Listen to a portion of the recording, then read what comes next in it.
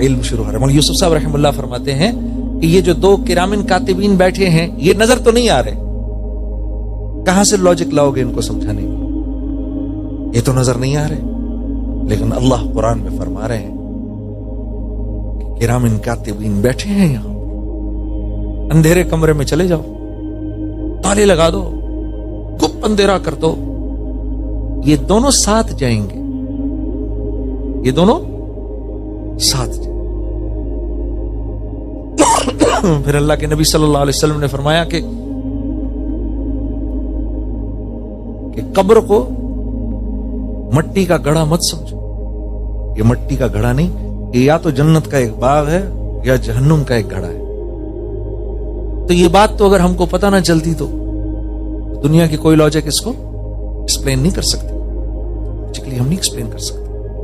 اس لیے متقی کی جو سب سے پہلی صفت اللہ نے خود بیان فرمائی ہے وہ ہے یؤمنون بالغیب. وہ کیا ہے؟ یؤمنون بالغیب. میرا نبی جو بات ان سے کہتا ہے سمعنا و اطعنا, یہ فوراً اس پر ایمان لے آتے ہیں. اے ابو بکر تیرا دوست کہہ رہا ہے, اے ابو بکر کیا یہ ممکن ہے کہ کوئی راتوں رات بیت المقدس جائے اور واپس آ جائے؟ آپ نے جواب دیا یہ تو مجھے نہیں پتا, بات تو یہ ہے کہ یہ بات کہی کس نے ہے؟ کہا یہ تیرے دوست نے کہی ہے, محمد نے کہی ہے صلی اللہ علیہ وسلم. کہ اگر انہوں نے کہی ہے تو صحیح کہا ہے, ایسا ہی ہوا ہوگا. صدیق اس پہ نام پڑا ان کا.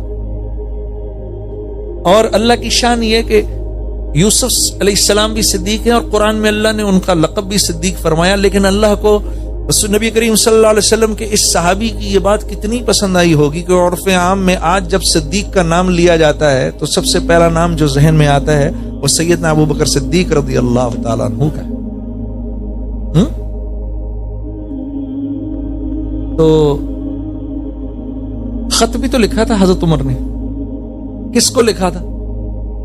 آپ کو دریائے نیل کے نام لکھا تھا, کیونکہ عمر بن العاص نے کہا رضی اللہ تعالیٰ عنہ کے حضرت یہ تو مصر چھوڑ کے جا رہے ہیں, دریا سوکھ گیا ہے, کہتے ہیں ایک عورت کی بلی چڑھانی ہے, اب یہاں تو آپ کی کیا رائے ہے کہ یہ تو مصر چھوڑ کر جا رہے ہیں.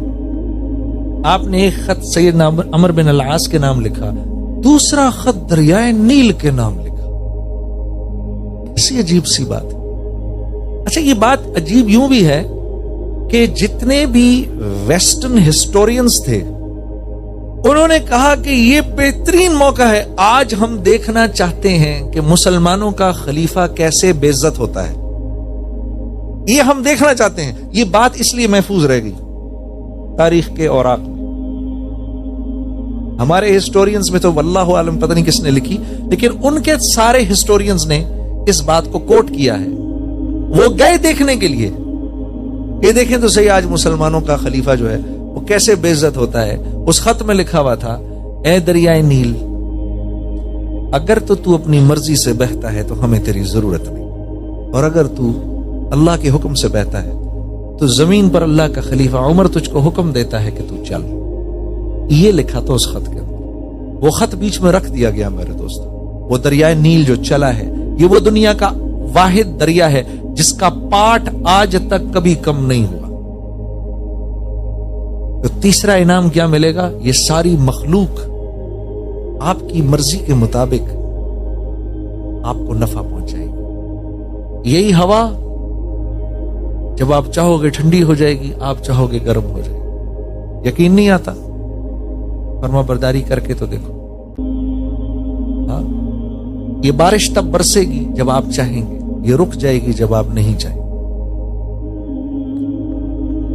میرے دوستو, اللہ کے وعدے سچے, ہمارے یقین کمزور ہے. یقین کرو, میں کیسے بتاؤں وہ کتنا شاکر رب ہے, قدردانی کی انتہا ہے, قدردانی کی انتہا ہے وہ اللہ. یہ تو اس کے ساتھ معاملات نہیں کرتے ایسی. میں دوستوں سے کہتا ہوں, اپنے بارے میں بھی کہتا ہوں, ہم ایک انتہائی بورنگ زندگی گزارتے ہیں. ہماری زندگی بڑی بورنگ سی زندگی ہے. مشاہدے کے مطابق زندگی گزارتے ہیں. جو نظر آتا ہے اس پر یقین کرتے ہیں, جو نظر نہیں آتا اس پر یقین ہی نہیں کرتے. اللہ کو معاملات کے بیچ میں ہی نہیں لاتے, لائف کو انٹرسٹنگ ہی نہیں بناتے. اپنی لائف تھوڑی انٹرسٹنگ بناؤ نا, کچھ اللہ سے معاملات تو کرو, مان کے تو دیکھو یار اگر میں یوں کروں گا دیکھ لوگ, ارے لوگ کیا کہیں گے,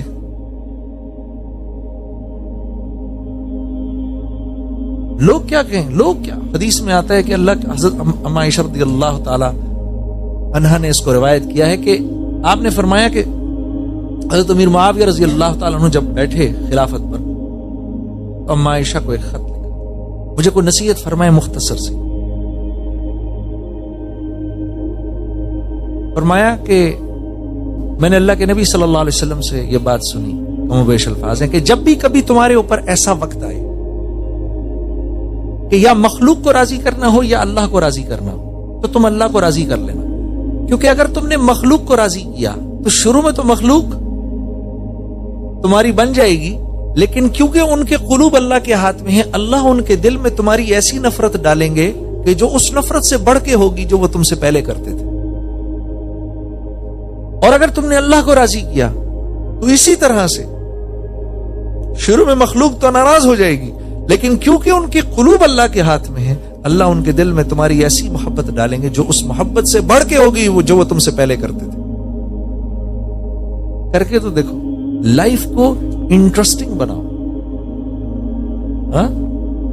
کہ میں لوگوں سے کہتا ہوں جینے کا مزہ لو, ورنہ یہ زندگی تو سوائے تکلیفوں کے اور کچھ ہے ہی نہیں. زندگی کا مزہ لینا ہے نا تو اللہ کا بننا پڑے گا, پھر ایک حفاظت کا نظام چلے گا. حضرت ابراہیم علیہ السلام سے تو پوچھو نا, جب ان کو پھینکا گیا آگ کے اندر, کیا جذبات تھے ان کے. میرے دوستو, یہ الف لالا کی کہانی نہیں ہے, یہ قصہ اللہ نے قرآن میں اس لیے نہیں ذکر فرمایا کہ ہم اس کو ایک کہانی سمجھ کے پڑھ کے آگے نکل جائیں.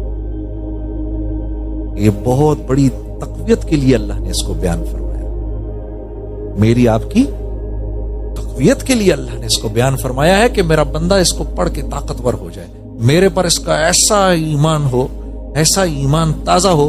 پوچھو تو صحیح, اللہ اکبر. تیسرا انعام کیا ملے گا, مخلوق تمہاری ہو جائے. تقویت کے لیے اللہ نے اس کو بیان فرمایا ہے کہ میرا بندہ اس کو پڑھ کے طاقتور ہو جائے, میرے پر اس کا ایسا ایمان ہو, ایسا ایمان تازہ ہو. پوچھو تو صحیح, اللہ اکبر. تیسرا انعام کیا ملے گا, مخلوق تمہاری ہو جائے.